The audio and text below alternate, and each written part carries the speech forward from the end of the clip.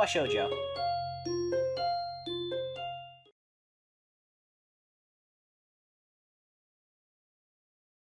I wake up in a strange room.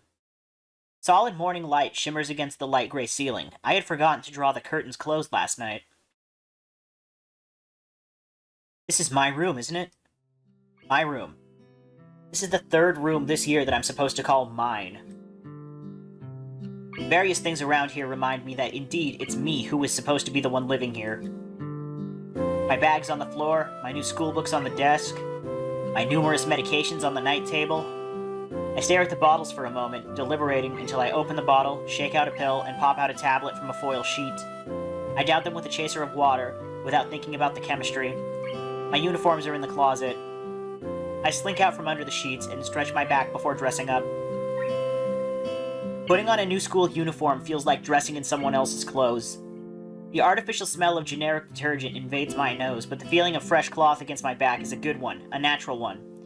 It feels like a school uniform. As it should. It's not much different from what I used to wear before. That goes for other things too. So far, this place seems more or less like a normal school. Except for the people. I think back to my talk with Kenji yesterday. Misha's constant laughter and Shizune's sweeping sign language gestures. Well, I've only met 3 students so far. Maybe they aren't that normal, but I'm sure others are. Or perhaps people like them are what passes for normal around here. Now, what does pass for normal around here? What do people do? I didn't see a lot of kids hanging around after classes yesterday, so maybe there are clubs. If so, I wonder if I should join one. All through class, the question remains on my mind. I decided to ask Shizune about it when we split into groups. After all, she did say if I had anything I wanted to know, I should ask her.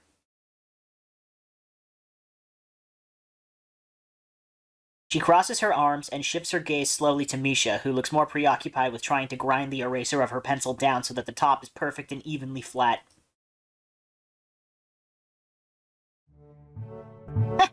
Sorry, Shi-chan, is there something that you wanted from me? Oh, I see.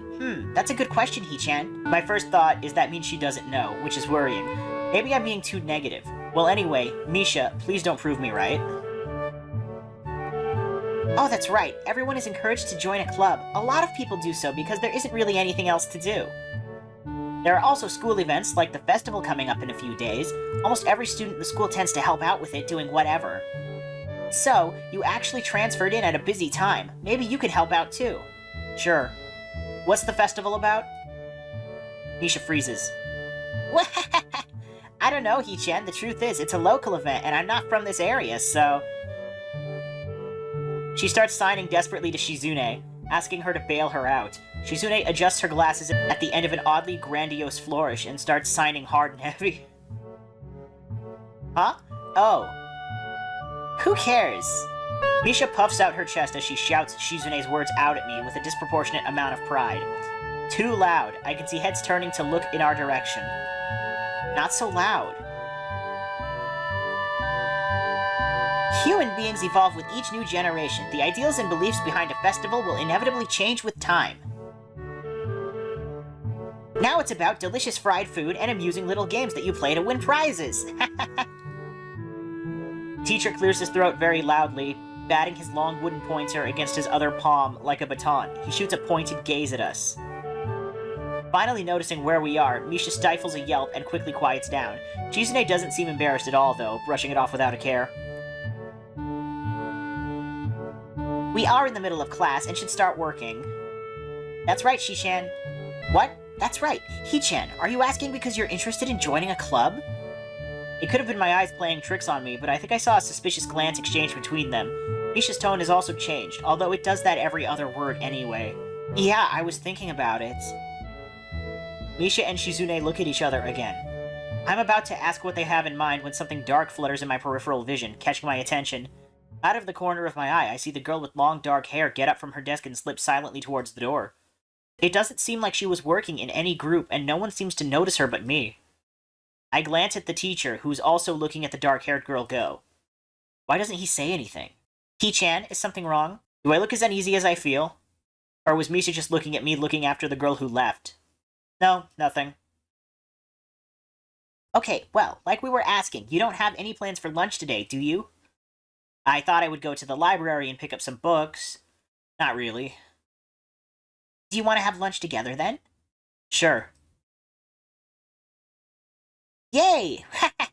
Okay, Hee-chan, perfect. The rest of class passes uneventfully. The girl with the long hair never came back. Before I have time to put any more thought into where she could have gone, the teacher informs us that it's time to stop working. Shizune looks more than a little annoyed that we only just barely managed to finish all of our work on time. I'm just glad we finished it at all. It's not a contest or anything. Yes, it is, Hee-chan. Impossible. Really? Really. I've noticed this before, but it's kind of funny how Misha is always moving her hands and signing not only everything she says, but what anyone else is saying at any given time. Obviously, it must be so Shizune can understand it. Her eyes dart back and forth between Misha's hands and me. I don't know who I'm supposed to be looking at. I'm talking to Misha, but that might be wrong. Maybe I should face Shizune. I'm used to looking in the direction of the person whose voice I'm hearing, but really... Shizune can't hear me, but it would be disrespectful to talk to her only through Misha. Then again, isn't that what she's doing? No, she's at least looking at me. This is all very confusing and will take some time to get used to. It's not a contest, because contests are competitions over a prize. If there's no prize on the line, then it's not really a contest. Shizune's eyes flash dangerously with a competitive glare. She stares at me, as if surprised that I'm challenging her. I think maybe this is a contest to her. I never noticed before how dark and blue her eyes are. It's truly an alluring gaze. Are you sure, Hee-chan? Very sure. You're wrong, Hee-chan, because I don't want to be the slowest one in the class. Therefore, what's on the line is my confidence and my abilities, and the prize is the satisfaction of proving them. Shizune pushes her glasses up the bridge of her nose in a very matter-of-fact way.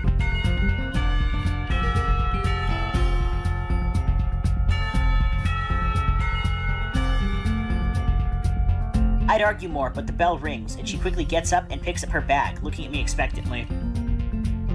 I had almost forgotten that I was supposed to have lunch with them. Where do you want to eat? The cafeteria? That's so plain. Okay, let's go. Plain? Well, I guess.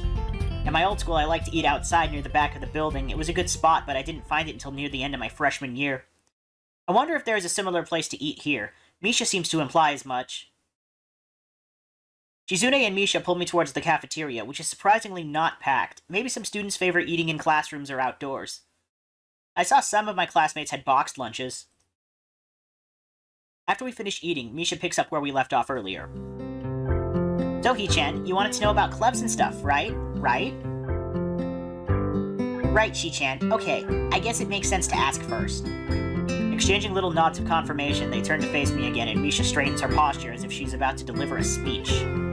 Hee-chan, do you have anything you're really interested in? I used to play soccer, but I'm not really into it. I don't follow the teams and players or anything like that.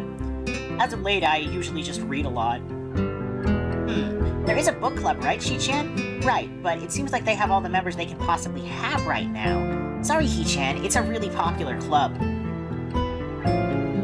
Ah, okay, but more to the point, Hee-chan, does this mean that you don't have anything already in mind? Not really.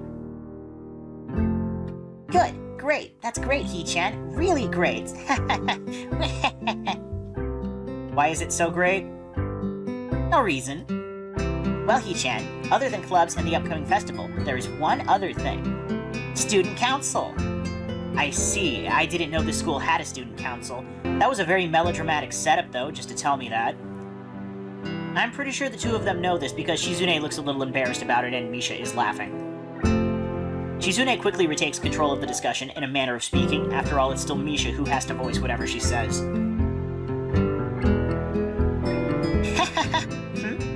Right. Hee-chan, maybe you should join the student council. They could use more people. Yes, definitely. You should definitely join. Why? Well, for one, we could hang out every day, Hee-chan. Shi-chan and I are both in the student council.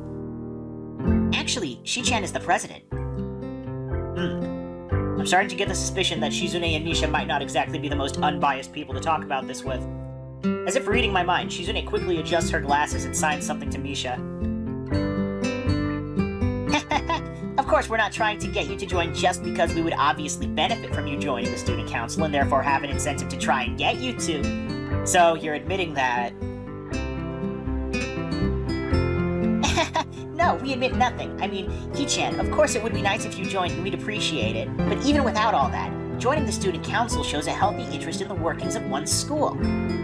Yep, it's true, Hichan. Besides, don't you want to spend time with us after school, Hichan? I can't tell if she's being genuine or if this is just really good acting. Both of them seem to be trying hard to look their cutest, although they are already pretty cute to begin with. Well... So it's settled then. Welcome to the student council, Hichan. What? No. Aw, see, Shi-chan, of course it wouldn't go so easily. Yep, that's right, though it would be boring if it went that smoothly. Oh well, Shi-chan owes me candy now. You were betting on it? Hey, my life is not a game here. Shizune seems very intrigued by this when Misha signs it to her. The aggressive glint returns to her eyes. That's interesting, Hichan. Let's play a game. That's not what I said. How about Rich Man, Poor Man, Hichan? If you lose, you have to join the student council. No, absolutely not. Aw, why not? Well, because you both have the same incentive and therefore the same goal, which is to get me to join the student council, right? Yeah? Yeah, that isn't my goal, but what this means is that both of you can team up, and I'll be at a clear disadvantage, so I will have to decline. Hichan, I'm very offended. Are you saying that you don't trust us and that we would pull something so disingenuous? That makes me sad. Sorry? It's hard to tell where Shizune's influence ends and Misha's thoughts begin. In order to atone for hurting a young girl's feeling, you should definitely join the student council. No. How about a game of paper football instead of Rich Man, Poor Man? Paper football? Yeah, it's a game they play in America. You make a paper triangle, and then you try to shoot it past goalposts that the other player makes with their fingers. Isn't it cool? It's the ultimate form of competition between two people, Hichan. And it's also played by elementary and middle school children, Shi-chan. That means it's a game that really separates the boys from the men. Or like the boys from the slightly older boys. Anyway, I'm not gonna play that either. Just the fact that you know about it means you're probably surprisingly good at it. Yeah, that's true. How'd you know, Hichan? Shizune frowns at Misha, telling me that she probably wasn't supposed to admit that. I wouldn't say that I'm happy with their attempts to get me into the student council, but I am a little curious about what the student council does here. I've never been on one before, or even known anybody who was a member, so it interests me. I also kind of like Shizune and Misha, so maybe it wouldn't be so bad. Okay, Hichan, how about Risk, the game of world domination? I don't know what that is.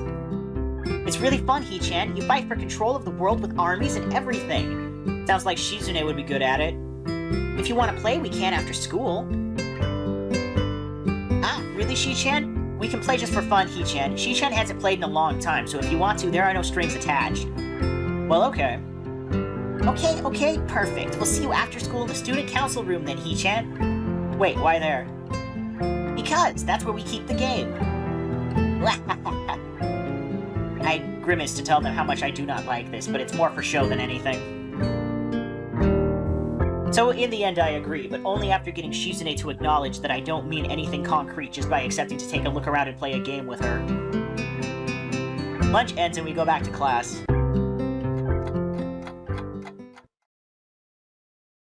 During afternoon classes, the long-haired girl comes back and sits down in her seat without a word. Again, no one seems to notice, or if they do, no one says anything. I want to ask Misha about it, but I don't want to be nosy. After school, Shizune and Misha quickly find me by the first floor lobby and latch onto me, covering each flank in case I might try to escape. I feel a little offended, but I've been considering it.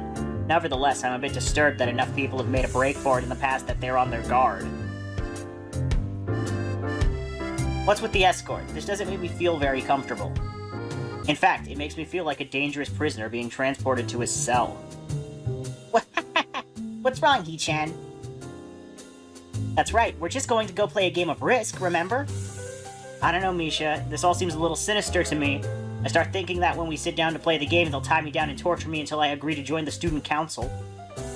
Well, that's highly unlikely, but still, for some reason it just seems like it would be so plausible.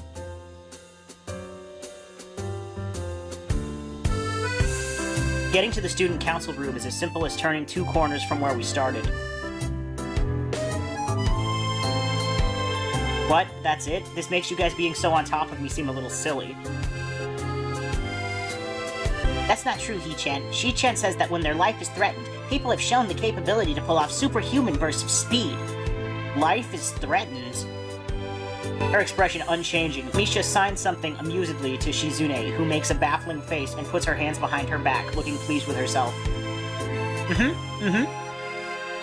Misha feigns deafness and hums cheerily. Stop that, I know you heard me. You have no excuse, unlike Shizune. Shizune opens the door to the student council room. It's a very plain, sparsely decorated room, although it is quite large, maybe even a little larger than a classroom.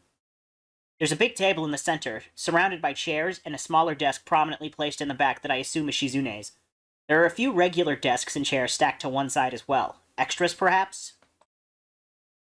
Aside from the tables and chairs, the room doesn't have much else to offer. Just a couple of filing cabinets and bookshelves stacked with old paper records and documents. Not much else. In fact, nothing else. This is a pretty bleak room. They could at least put a potted plant in here or something, but the most noticeable thing that this room doesn't have is other people. Are we early? No. What do you mean, no? Does it mean nobody else is coming today? Yeah, that's right. Before I can manage to ask why that's the case, Shizune claps her hands together very energetically. He-chan, let's play Risk. Come on, you promised, didn't you? You have to. Okay. Do you want to know the rules? We could explain it to you while we set everything up. While Misha is talking, Shizune takes out what looks like a board game from behind one of the filing cabinets and throws it on the table. Actually, this looks kind of interesting. After Misha spends a little too long for her liking running through the basics with a somewhat vague and confusing tutorial, Shizune cuts in and declares the game has started with a decisive motion, slicing her arm through the air. Shizune's aggressiveness is rubbing off onto me. I start feeling more competitive than I intended to be when I agreed to this. Halfway into the game, while I try to ponder how to defend against Shizune's assault from two fronts, she breaks my concentration by drumming her finger on the table to get my attention. He-chan, She-chan wants you to know that you are taking too long to make a move. She-chan also says that she will let you keep Australia if you agree to join the student council. I thought this was a game with no strings attached. Just the fact that she would dangle that over my head as an offer means that she knows I care about the outcome of this game. And anyway, no. She-chan admires your fighting spirit and would be a benevolent dictator who will spare your people if you agree to join the student council. You're so competitive, Shizune. She seems to take this as a compliment. I would expect the student council president to be a little more magnanimous. Magnanimous? She doesn't seem to know what the word means or how it's signed, so she pulls out a piece of paper and writes it for Shizune, who in return signs it back to Misha. Misha presses her index fingers against her temples as if trying to physically imprint the word into her memory. Suddenly, Shizune bursts into a flurry of gestures. Misha looks daunted by the pace of her heated signing. Ah, wait, please slow down, She-chan. He-chan. She-chan says you're going to lose. Tell her I will crush her world empire with my rebellion. Okay. Those eyes of hers shine with childlike mischief. She says you have no chance if you keep playing like this. No, you won't. It's likely that she's just trying to psych me out. Looking at the board again, I have a pretty good defense setup, and I'm not going to wreck it doing something reckless. A few turns later, I lose the game anyway. Shizune adjusts her glasses victoriously and allows herself to tentatively pump a fist in the air in celebration. You know, the drums right now really remind me of the soundtrack for Spyro 3.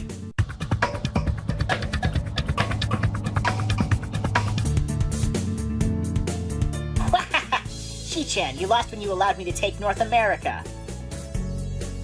I mean, She-chan, not me.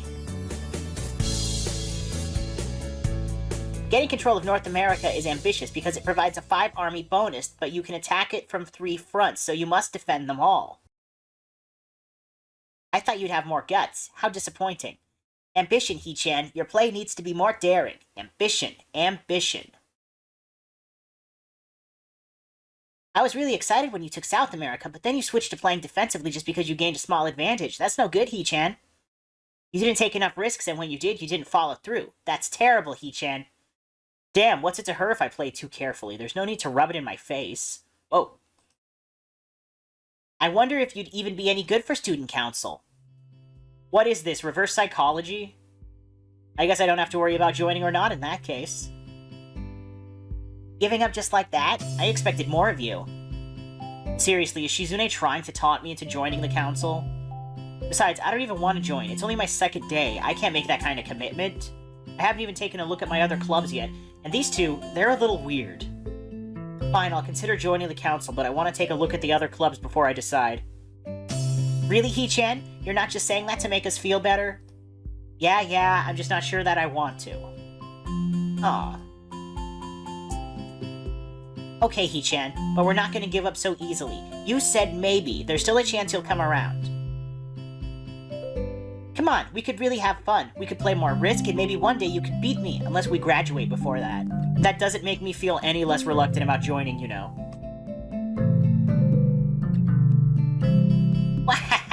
Surely you're not that horrible at board games. Maybe we can play a game you know then, to give you a handicap.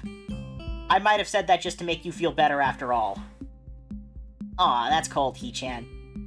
I take a glance at the clock on the wall and realize I've spent far longer playing Risk than I expected. Sorry, I think I have to go. I wanted to go to the library. It's not closed yet, is it? Shizune scratches her head and gestures at Misha. How hard can it be to determine whether the library is open? There's a clock right there on the wall. It should be, unless the librarian is absent. I think you're right, Shi-chan. We think the library is open. It's on the second floor. Can't miss it. Do you want us to show you where it is? No thanks, it's okay. See you tomorrow. Bye-bye. One flight of stairs up and I run into problems. The second floor hallway is a carbon copy of the third floor one. Wide, of course, and plain, like only hallways can be. The problem is that the library's whereabouts are not as easily determined as one would think. The classrooms are marked with signs stating which class they belong to, but then there is a plethora of other unmarked rooms. Is the library one of them, or is it just somewhere down the hallway? I bet on the latter and choose my direction at random. After I turn around the corner, an unmarked door draws my attention because it's not closed. It's not open either, though, just barely ajar so that I can see it's open and nothing else. It would make sense for the library door to be invitingly open, and while this one is not quite that, it's good enough. At the very least, it means that someone is inside and I can ask for directions no matter how embarrassing that is. I gingerly push on the center of the door with my fingertips, every muscle in my arm ready to pull back at a moment's notice. The feeling of being an outsider in this school can't be shaken from my mind, so much so that I instinctively fear doing something wrong by entering. The door slowly creaks as if groaning from a deep sleep, though is much easier to open than I'd anticipated. Leaning over and poking my head ever further inside to gain sight of the room as fast as possible, the meek hello on my lips is quickly snatched away.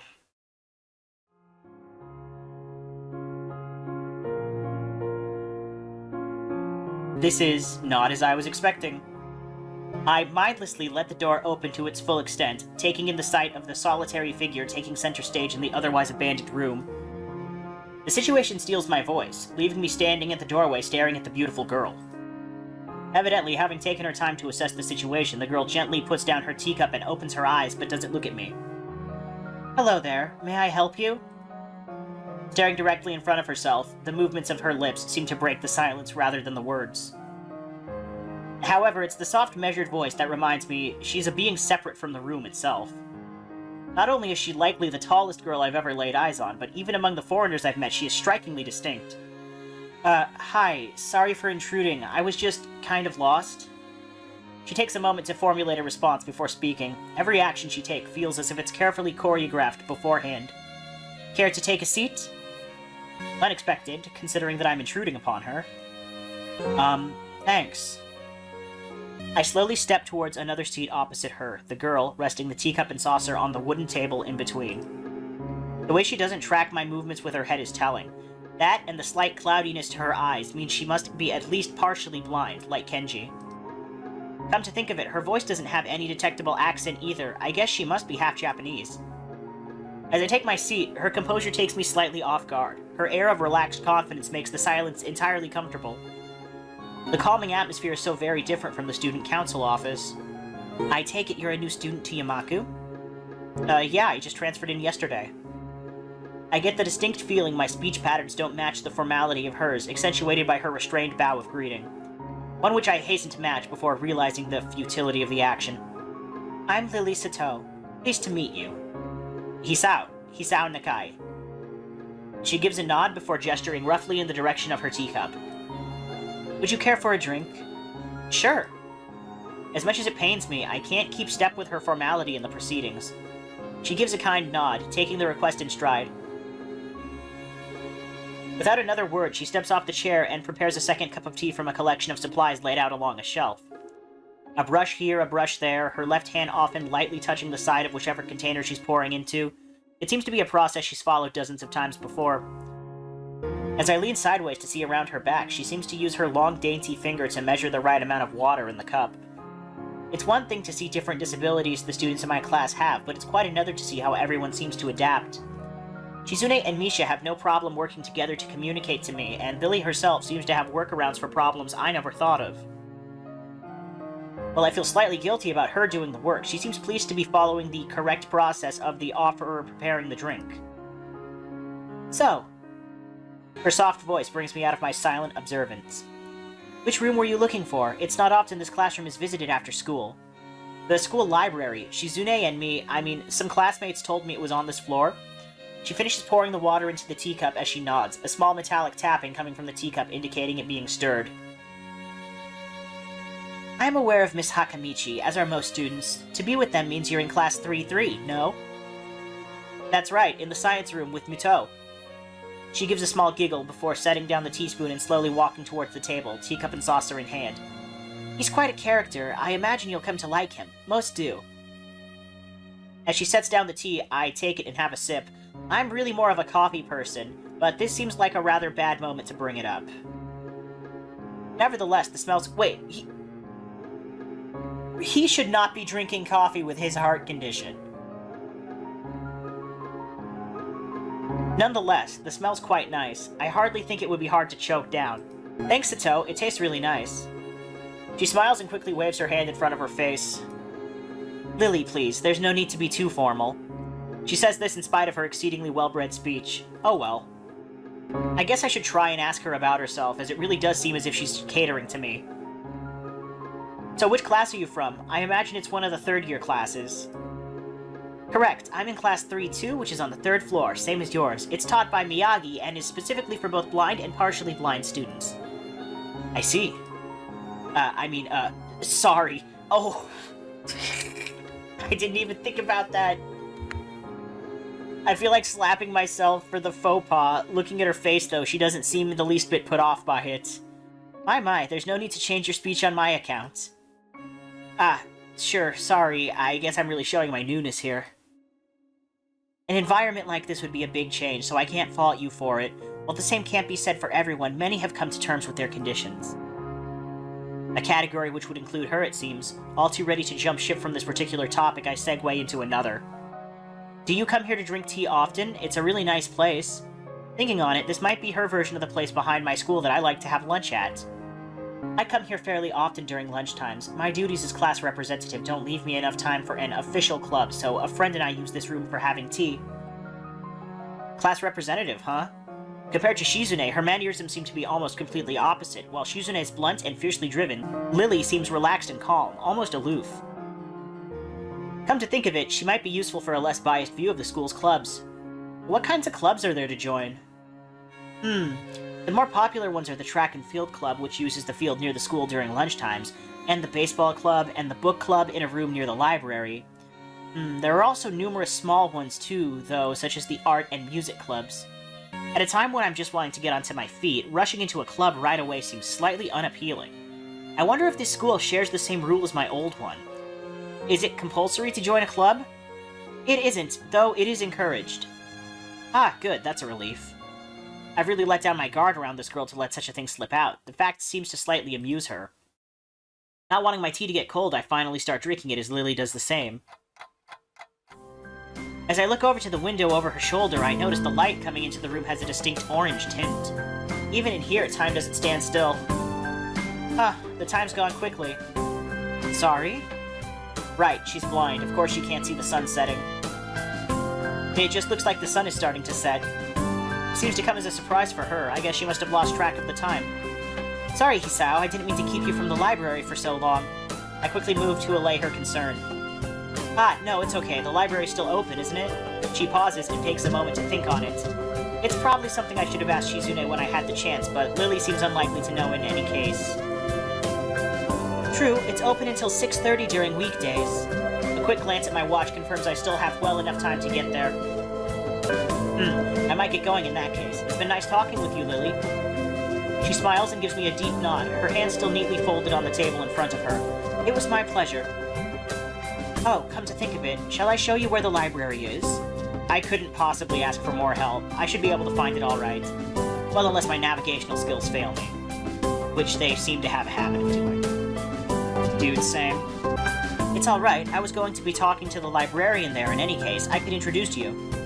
This gets better and better. It's pretty hard to deny her offer. If you're sure, then that'd be great. Thanks. As she stands up to follow me, she takes hold of a straight, retractable cane that had been slipped into the handle of her bag on the floor. Compared to the cane the boy in my class had, Lily's looks thinner and longer. His must be for support, whereas Lily's is for navigation. Together we leave the peaceful room and enter the empty hallway on the way to the library.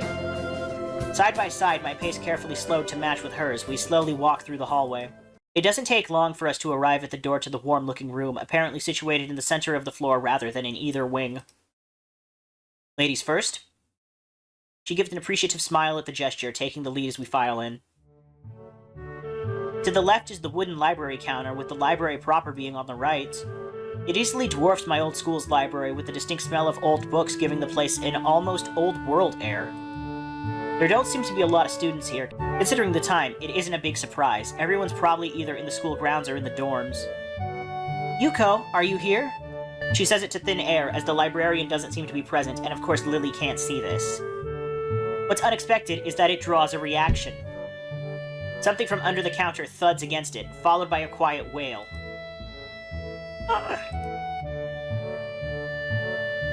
The origin, apparently the librarian, quickly crawls out and bounces up to extremely rigid attention. Hi, Lilly, how can I help you? Her voice is strained in a failing attempt to sound casual, and she's rubbing the back of her head.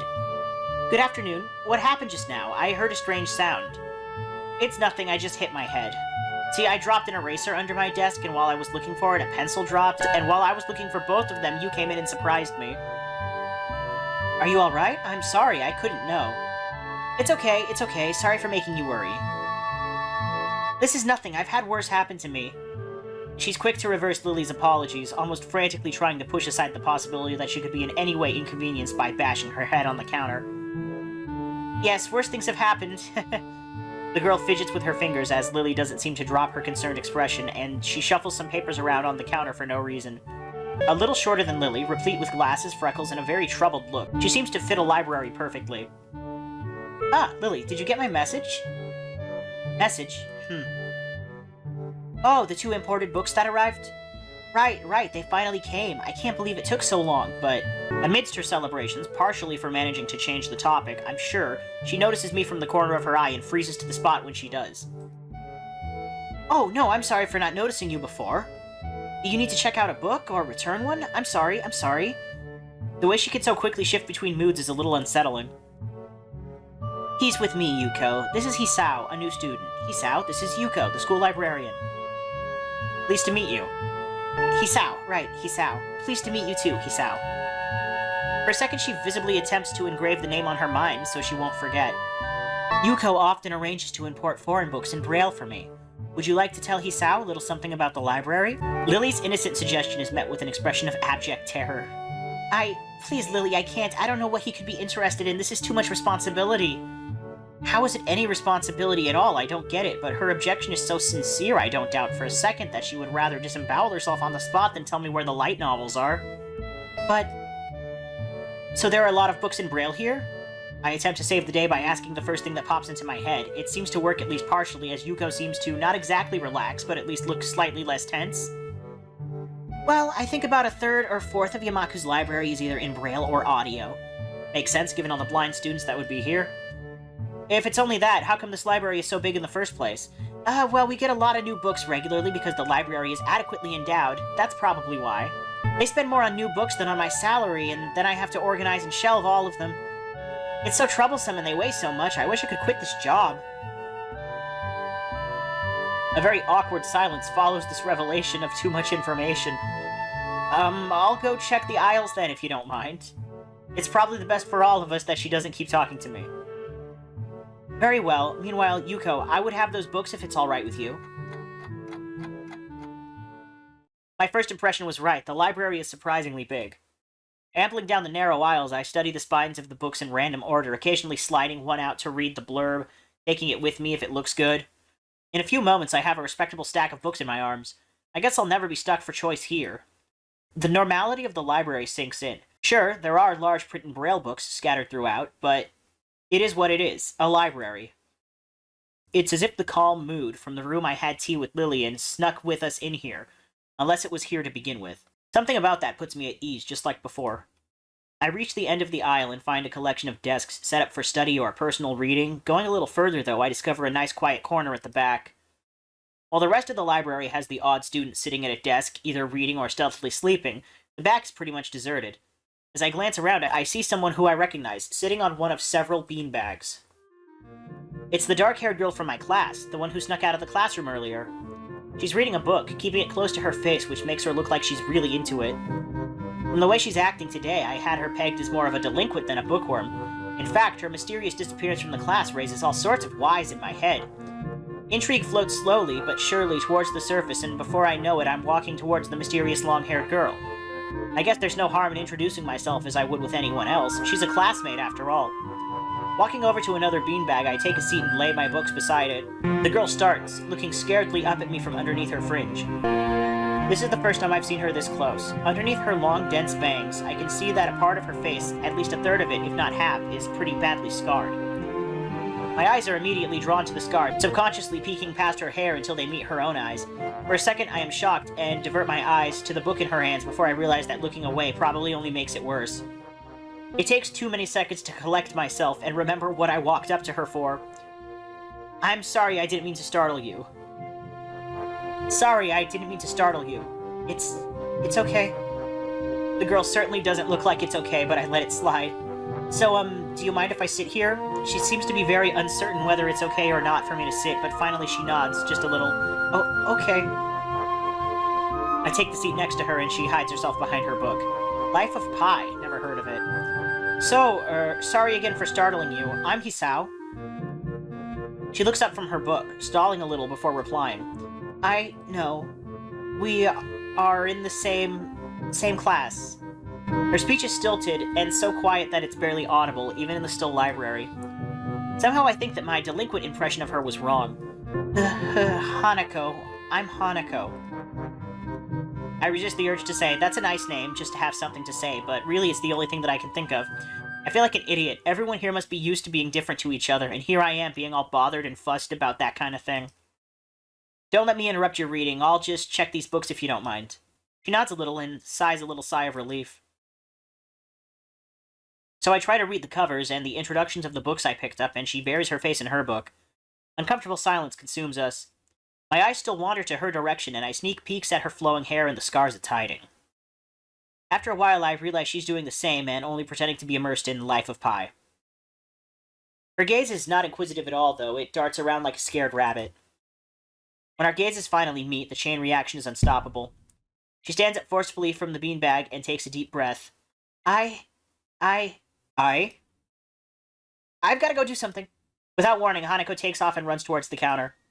Her hair-like takeoff catches me so off guard that I don't manage to go after her until she has a good head start. By the time I reach the counter, she is nowhere to be seen. Lilly and Yuko are happily chatting away. Knowing that I won't be able to catch Hanako myself, I approach the girls. Hey, did you see, or notice, a girl run past here? Maybe. What did she look like? Long dark hair, kinda shy. She had, well, some scars on her face. You wouldn't be talking about Hanako, would you? Yeah, that's her. I saw her reading and tried to talk to her, but I think I scared her off or something. Oh dear, Yuko, would you excuse me? I had better try and find her. Sure, I'll just hold on to these until you come back. What's going on? I'm sorry, but I'll have to explain it to you some other time. Right, I'll see you later then. Lilly hastily grabs her cane and hurries out of the library, leaving me alone with Yuko. I don't think I'll ever get the hang of this place. Did I do something wrong? What did you do? Nothing, I was just looking for some books, and then she got this fit and ran off. The most offending thing I could think of was that I might have looked in her general direction a few times. Well, she is a very timid girl. You have to be very careful around her. She can be very jumpy, I think, and she's not accustomed to talking with other people. Isn't that a bit strange? I wonder. It's just how she is, I think. Yuka doesn't sound all that convincing. Then again, maybe this is just like the norm around here. Everyone has their own problems, or else they wouldn't be here. But how should I deal with these people? Forcing myself to act overly casually only makes me feel phony. Like I was supposed to be ignoring the elephant in the room. Yuko fidgets, looking like she wants to say something to that, but resists it. I think it's an elephant only if you feel that way. I guess she doesn't have a good sense of self-restraint. It makes me smile and she blushes heavily. Whoa. What? Did that sound stupid? No, it sounded really wise. I guess you're right. It's more about me than anyone else. Neither of us has anything to add, so Yuko fills the silence by shuffling some papers around. People who have papers on their desks really like doing that. Did you find any books? I should be closing soon. I mean, this library should be closing, but I have to do it. I hope that's not too inconvenient for you. Oh, yeah, I want some books, but I left them over there because... I'll just go get them. I fetched my stack of books from beside the beanbags where Hanako and I were sitting and returned to the counter. Wow, you read a lot, don't you? I surprised myself with that too, honestly, at least when I really think about it. I've had a lot of free time earlier this year, so I just kind of started reading books to fill that time. Couldn't do much else. I see. But she doesn't say anything else and just checks out my books for me. I guess this is what they call tact. Holding the library books with one arm, I trawl my pocket for the key to the door. A sudden sound from behind startles me, making me nearly drop the books I'm carrying, or the key that I almost managed to get into the lock. Who is it? I turn around to see who is talking to me. It's Kenji. He seems to be in a friendly mood, although the light glinting off his glasses in the dark gives him a sinister look. Oh, it's just me. This makes him pause and lick his lips nervously. Who is me? I don't know anyone called me. Are you some new guy again? His voice is suddenly strained and quick. Yes, but we've met before. Yesterday. I don't think so. I would remember someone who I met only yesterday. When was that? What day is today? I try to ignore him. Is he joking or what? Prove that we've met before. You live across the hall, you're Kenji... Kenji jumps back, his eyes filled with uncomprehending fear. How do you know my name? Damn, this can only mean one of two things. Either we have met and you are telling the truth and I just can't remember it, or you're a spy. He pauses. A psychic spy. His eyes dart around me, trying to peek into my room, although it's hard to believe he can't see anything through those thick glasses. Does this dude have a disorder that causes paranoia? His mood swung from friendly to manic in less than a minute. I'm not psychic. How do I know that? I'm not a mind reader. Kenji points a finger in my face, damningly. Unlike you. Stop that, man. We met yesterday. What's wrong with you? I live in this room. Lies. If you think you can pass as Hisao just because I'm legally blind, you are sorely mistaken.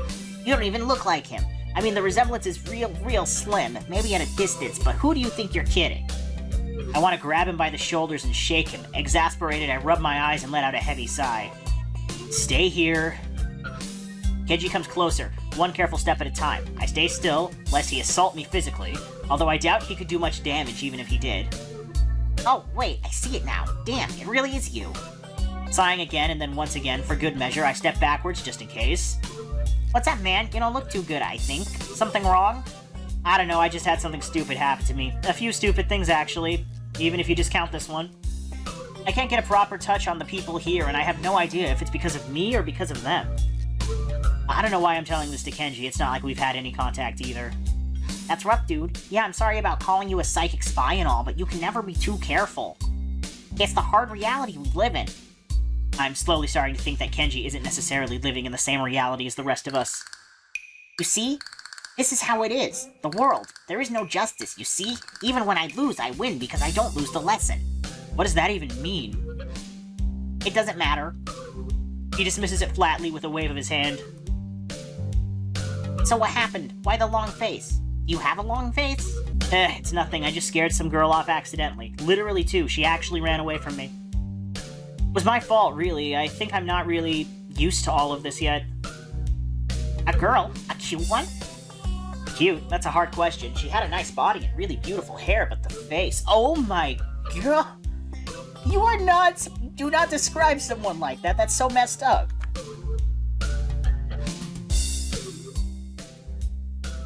I guess it could go either way. She was cute. Yeah, cute, I guess. I knew it. There are a lot of cute girls here, a strangely disproportionate amount. I believe this is one of the dark secrets at this school. I tried to warn you, man, but did you listen? I don't remember any such warning. Dark secrets? Yes, dark secrets. Extremely dark, like a black hole. Have you noticed that the number of girls in this school is slightly but significantly higher than the number of boys? It's like 60-40. He turns his head to the left and stares off into the distance at nothing. Why is it like this? I mean, to the untrained eye, it doesn't appear to be that bad, but that is a full 20%. One would think that a school with such a huge pool of women would be a man's dream, but no! What I am about to tell you could blow your mind. Are you ready? I don't know where this is going, and I think I won't be missing much by cutting out now. No, I'm not ready. I only get as far as turning the doorknob before Kenji starts talking again, showing that he doesn't really care if my mind is blown or not. I believe that this school is a battleground, the site of a feminist infiltration. The disparity in the number of men to women is a clear sign of how far they have come. In case this Cold War turns hot, they will have superiority in their numbers. Just another skirmish in the eternal war against the forces of the feminists. They're everywhere. In Japan, women outnumber men. It's not 60-40 split, but it's only a matter of time, man. Even in America, women are the majority by a hair. They're building up their numbers. In the past, the buildup of a military has always been the clearest... In the past, the buildup of a military has always been the clearest sign of an imminent war. Okay, so he's a paranoid incel who can't see. Japan is just the first step. Our economy is badass, and the country itself is small and isolated, yet a huge part of the Pacific in terms of political value. The perfect target. They are so cunning, as expected of women. Soon, the day will come when... Kenji's voice trails off, ominously.